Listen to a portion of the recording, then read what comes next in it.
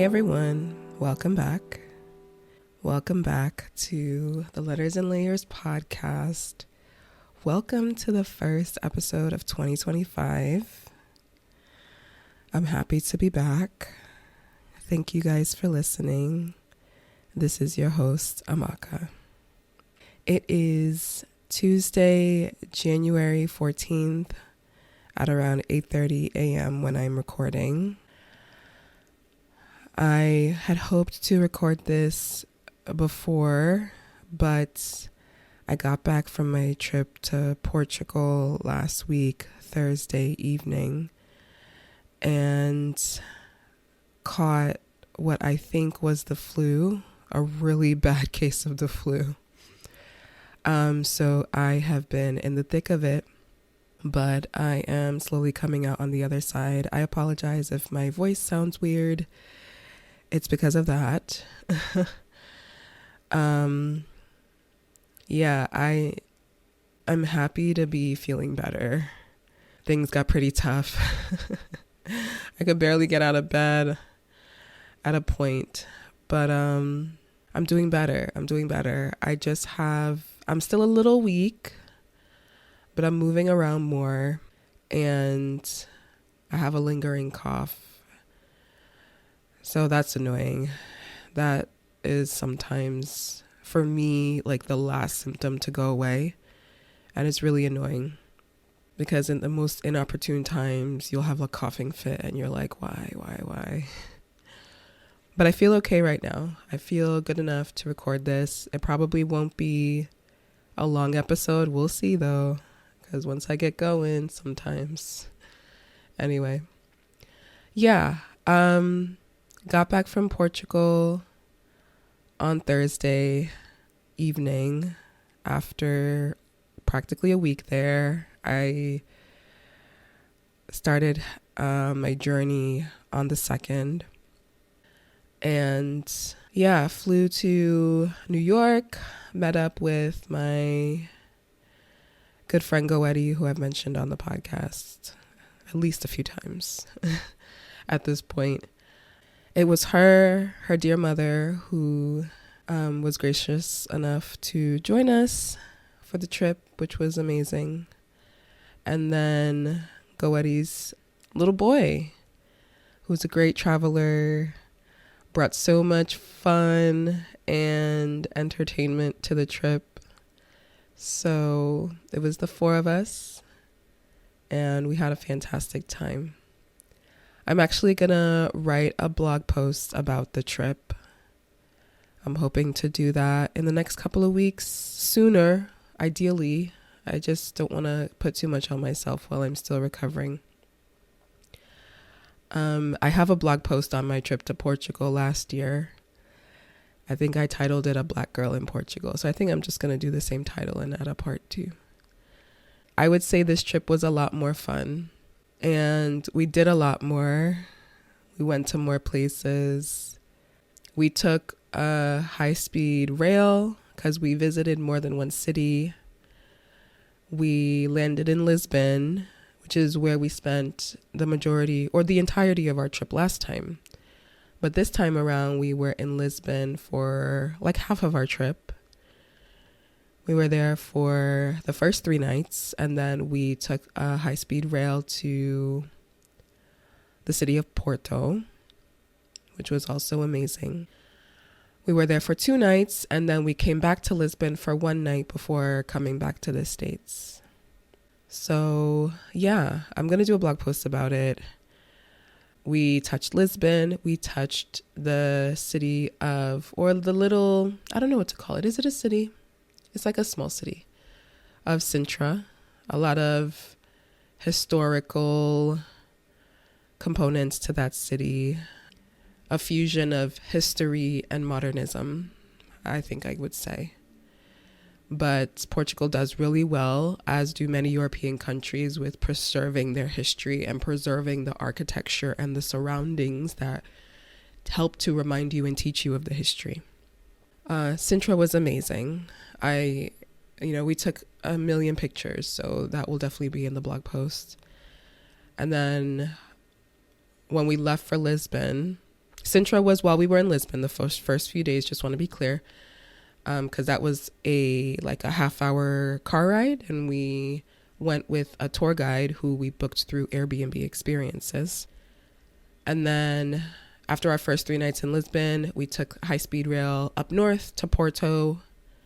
We were there for 2 nights. Our full day there, we did another Airbnb experience tour where we were paired with a tour guide who was really great. Both of our tour guides for our major excursions had the same name, Miguel, which is funny and a coincidence, obviously.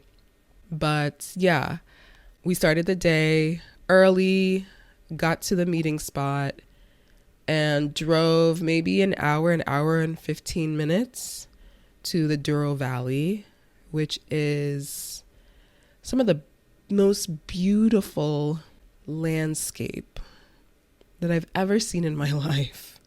I will put pictures on the blog post, obviously, but the pictures are pretty great. I took them, with my iPhone, not a crazy camera or anything like that. Took them with my iPhone 11. They look pretty good, in my opinion. But even with the quality of the pictures, there's no way to entirely capture the wonder and beauty and awesomeness of that place. It was recommended to me by a dear friend of mine who I went to nursing school with, who went to Porto later last year, maybe like summer or something. She went with her husband and her son, and she came back. And then when I told her I was going back to Portugal, she was like, Amaka, you have to go to Douro Valley. Like, we only went for a day, but I wish we stayed longer. And we only went for a day too. But I low-key for a second thought that it sounded too good to be true. But honestly, she didn't even scratch the surface with that place. So beautiful. So amazing. So amazing. It's a UNESCO protected site, I believe is what they said, which means no random developer can just come in and bulldoze the landscapes and the historical architecture and put high rises or whatever. It's protected by UNESCO to keep the original and evolving beauty, of the area. So at the Douro Valley, we took a boat out. It was a little cold. Portugal, depending on where you are in the country, the temps vary, but the further south you are, around January time, it's like low 60s, high 50s. So it's like a cool spring day. You'll probably need a jacket, maybe, some pants. You should be fine. Porto is a little further north. It was a little colder. We were on the water, so you needed a little bit of a heavier coat, but it was still amazing. It was still so amazing. Yeah, so we went to 2 wineries, 2 small ones. In the Douro Valley, there are so many commercially owned wineries, and then there are like a few family owned wineries. A lot of the commercially owned ones are closed or were closed while we were there because it's kind of off season. But there are some smaller wineries that are open year round. So we went to 2 wineries that are family owned. Their production is smaller. They, provide goods for shops here and there. Some export out of the country a little bit, but they're not a huge enterprise. They're not a huge establishment. And I was kind of glad, I was happy that we patronized the smaller businesses. That's actually, kind of what I want to do more of. So I was happy that it was kind of in that vein. So we went to the first winery, had amazing wine, bought some of the wine, and the second winery, we actually had a meal there, which was delicious. It was like pasta with some veal, spices. Delicious. It was simple but delicious. Bread with olive oil, and they offered us some like homemade jam with the bread that I really liked, so I actually bought a jar. And yeah, we ate and drank to our heart's content on that trip.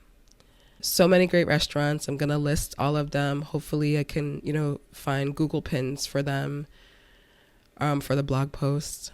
But I don't think I ate anything that I hated. My trip last year, all the food was good. There was one place that we repeated this time around too, called Taberna Sal Grosso. Everything I'm going to put in the blog post.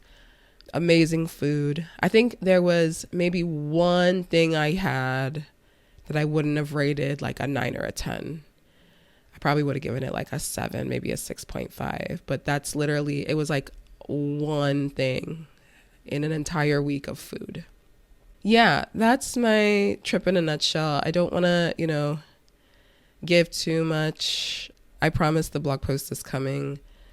I had octopus twice. I love octopus. So good. So good. And with Portugal being a seaside country or an oceanside country, the seafood there is fresh. It's fresh and they don't have to do too much to it.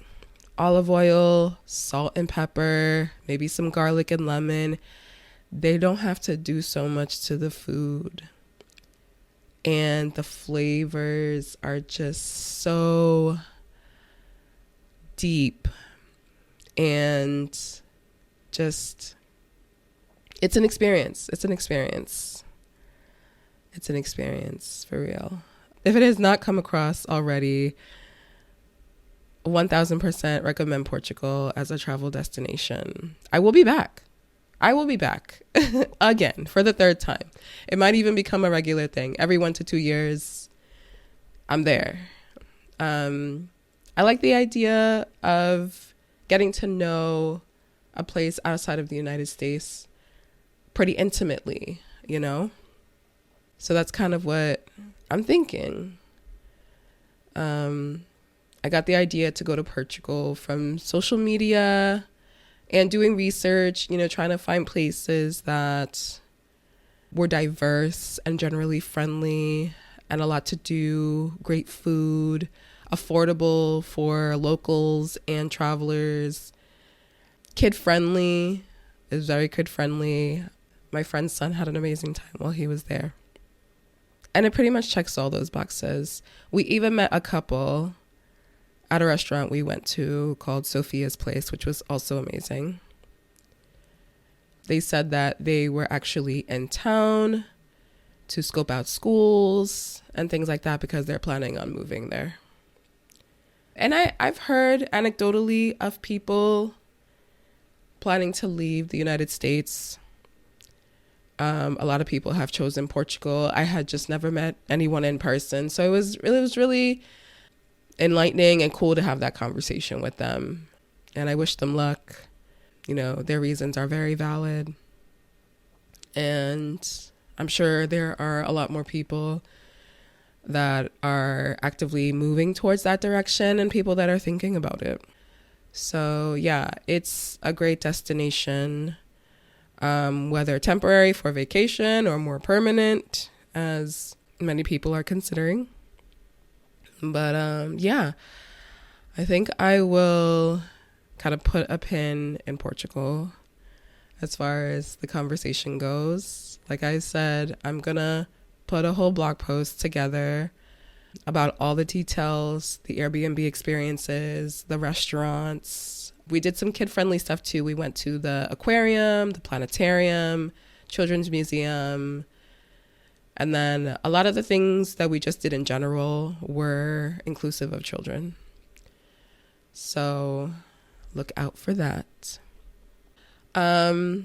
Yeah, going into the new year, I wasn't actually planning on doing this. If you see the title, I may or may not make this the title of or part of the title of the episode. If I did, then you see it. But I have kind of been going back and forth about this for a really long time. I have a love-hate relationship with Instagram. And I've had moments where I'm like, I just need to delete this. I don't really need it anymore. Like, blah, blah, blah. It has a very annoying way of making you feel like you're missing out, which it is designed to do. It's designed to make you log in and scroll and, see what people are doing or posting or whatever. And I am working on an Instagram for the podcast. So, love-hate relationship. There is a necessity for the platform, but also it's just annoying. Like, part of me wants to completely disavow all social media, but not saying I can't do that, but I don't have to.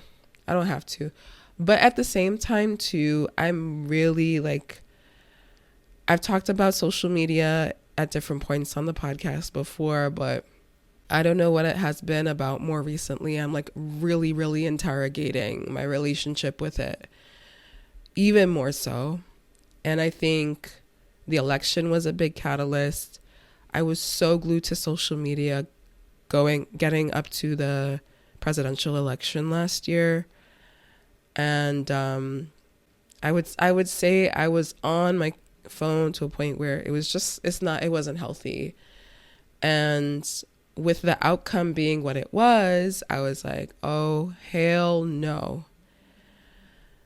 If this is what we have to do again, I gotta make changes for myself to protect my peace of mind.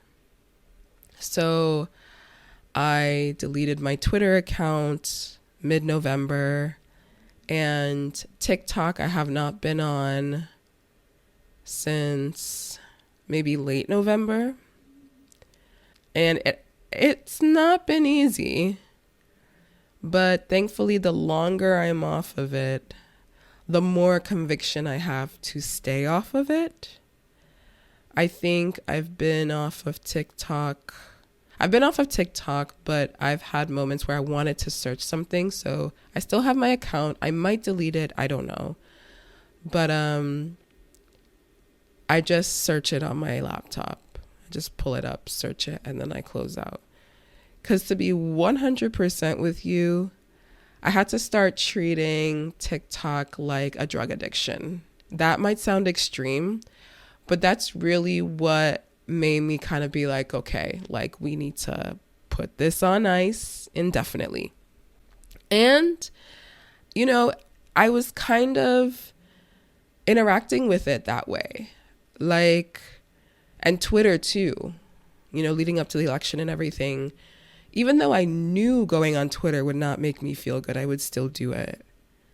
And those apps are designed to make you want to keep coming back, for those dopamine hits, even though when you're on it for too long, you feel worse than when you got on. So yeah, I had to start equating these apps to substance use, which is interesting because, I deal with this population in my professional day-to-day life, but kind of seeing it that way helped motivate me to stop, pretty much. So yeah, I have not been on Twitter since mid-November. I'm sure my account is long gone because I think you have 30 days. And if you log in within the 30 days, then it's like you never left. TikTok, I still have my account, but I have not been on it. It's not been on my phone. I have not scrolled. Like I said, if I wanted to really search something, I just went on the computer, looked for it. When I found it, I exited out. So now what is left? Pretty much Instagram. I use YouTube pretty regularly, but YouTube is not something that is detrimental to me. Everyone is different. Maybe it is for other people. I know YouTube has a reel or TikTok-ish feature called Shorts where you can like scroll through short videos. I am not attracted to that feature. I'm not drawn to it at all. So that's not an issue for me. I go to YouTube for long form content and I learn a lot in that way. I have, vloggers that I watch, different things, cooking, the gamut. So I feel okay with keeping YouTube. But Instagram was literally the last piece. So, back and forth with Instagram. I think at one point last year, I said I deleted it or tried to in a fit of emotion, but then I went back. So saying all this to say, when I was in Portugal, I remember we were all in a Uber and something just settled in me that I was going to delete my Instagram, my personal Instagram, because I have a podcast Instagram, which I actually want to slowly build up because I see the value in social media when it comes to building a listening audience. But I want social media to serve a purpose for me, a targeted and precise, specific purpose for me. I don't want to be on social media just because. I no longer want to just passively consume content on social media. I want it to work for me as a tool. So sitting in the cab, I was thinking about it. I was like, you know what? I think I'm going to delete it for real this time, my personal one. And then I was like, but I'm in Portugal. I'm taking amazing pictures. I kind of want to post them, blah, blah, blah. I hadn't been on Instagram like that throughout the trip, which I was really proud of. And from early December up to that point, which is like last week, I had been on Instagram less and less. Like a year ago, it would have been very difficult for me to do this now, but I would at least log into Instagram every day. If the app wasn't on my phone, I would log on via my laptop. But over this last holiday season, I have gone days. I've gone 2 days without going on the app at all, regardless of device. And it made me feel proud of myself. And then when I would log in, I'd be like, I'm not missing anything. There's nothing here of note. If anything, I was happier because I wasn't consuming unnecessary information and content. There were things that were happening. There were things that had happened that I was learning after the fact that maybe if I had heard while it was happening, I would have maybe been a little anxious or worried about it. Not worried, but like concerned, thinking about it. But that wasn't happening. My husband would ask me, hey, did you hear about this? Did you hear about this? I'd be like, no. Tell me about it. What happened? And he kind of became my news source, quote unquote, of certain things that were going on. If he wanted to show me funny memes, he'd have to show it to me on his phone because I wasn't on the app. But yeah, I was slowly using the app less and less. And then in the car ride in Lisbon, or maybe, I don't know where we were at that point, but I was like, I think I'm going to delete my personal Instagram for real this time. And the thought came to me that I wanted to post my Portugal pictures, maybe not yet. So towards the end of the trip, I think maybe 2 nights before, where I felt like I wasn't really going to take many more pictures of note, I posted 20 photos. And I mean, it got likes, got a few comments, but the satisfaction that I thought maybe I would get from posting them was not there. There was no joy. It was just like, oh, yeah, I posted them. Some people liked them, whatever. So I was like, okay, maybe this is even confirmation, because what I thought I would get from posting these pictures ain't even it. So I was like, okay, I think this is really going to happen. So when I came back, I didn't do it right away because I was sick, still recovering, feeling better now, but still recovering.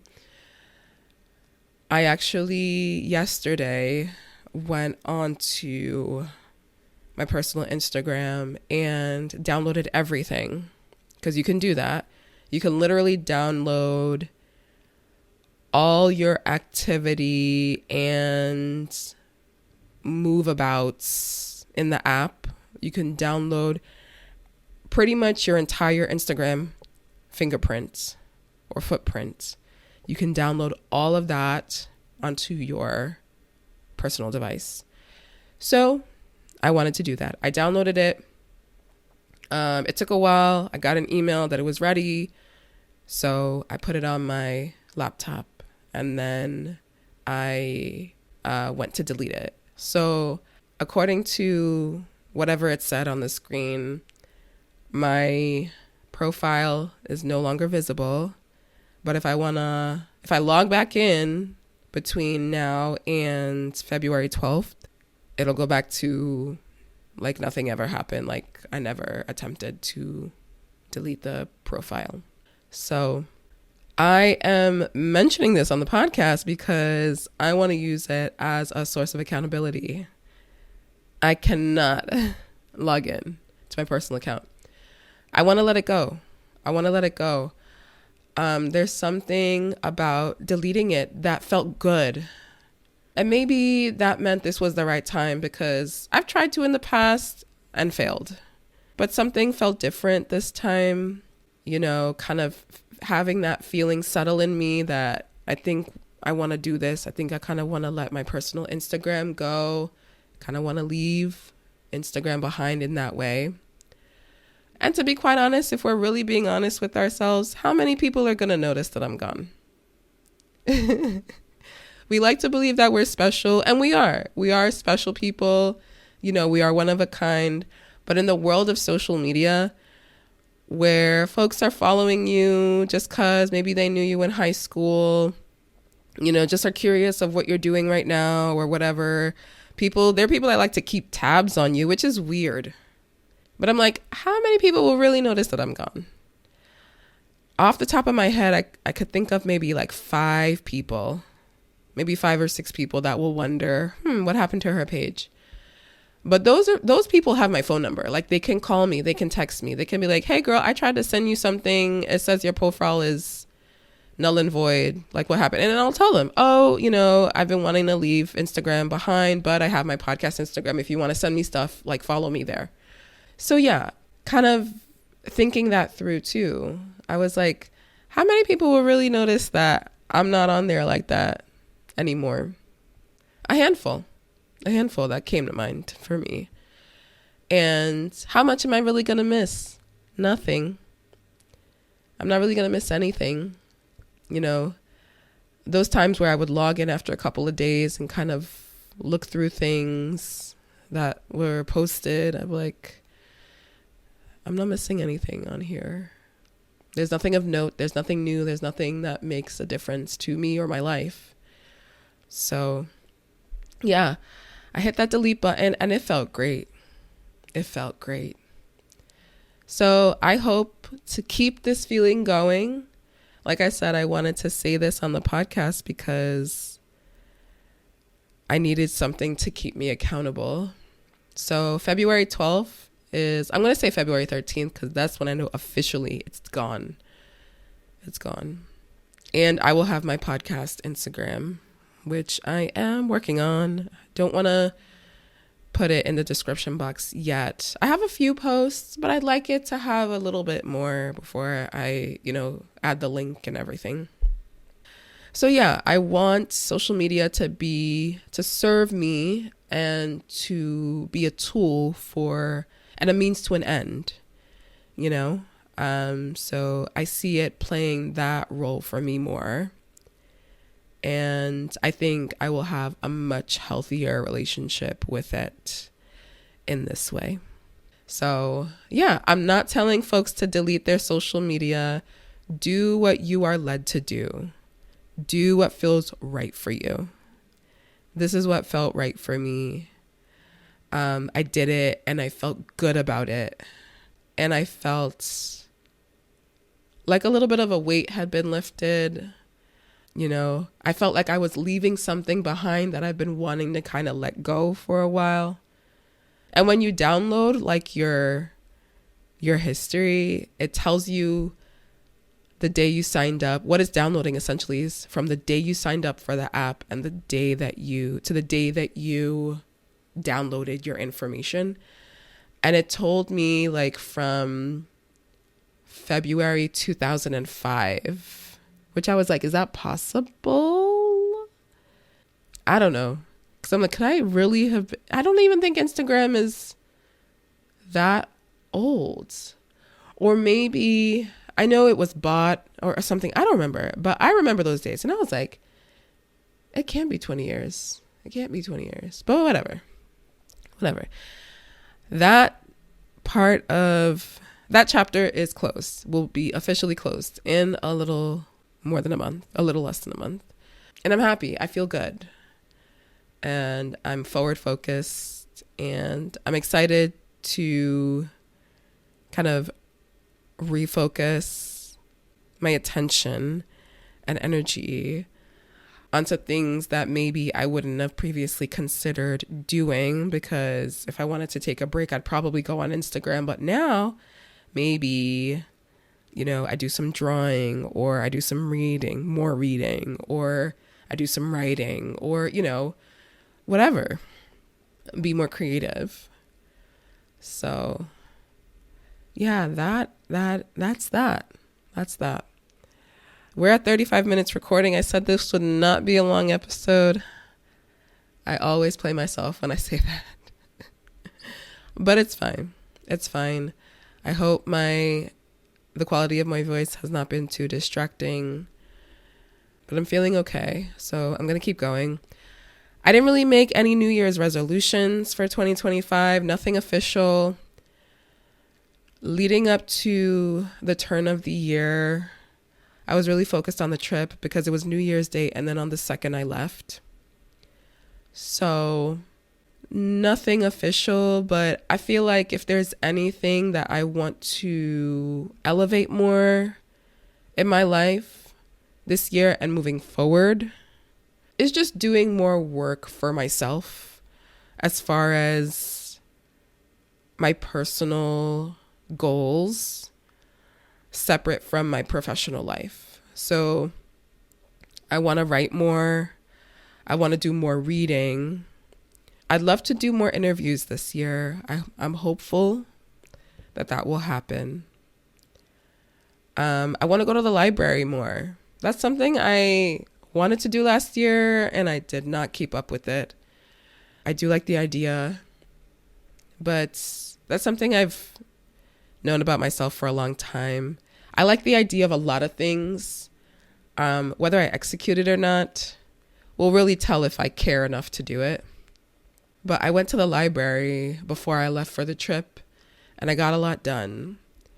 And I think if I really want to see things accelerate and move forward when it comes to my writing, when it comes to the podcast, when it comes to continuing to build my audience, when it comes to just leveling up for me personally in my goals and endeavors, separate from my day job, like I said, I need to have a place, a space, a time to focus on that, laser focus on that, even if it's a few hours a week, even if that's all I can commit, like a few hours a week. Because even if I devoted 2 hours a week to my personal stuff, you know, that I've mentioned, that is over the course of a year, that's 100 hours of targeted energy and work towards things that matter to me. And that will only get me that much closer to my long-term goals. So what I'd like to do is, you know, go to the library more, whether it's the library, whether it's the coffee shop, just have some more targeted personal time to focus on what essentially is my brand, you know, the podcast, the blog. I'm playing with the idea of merch.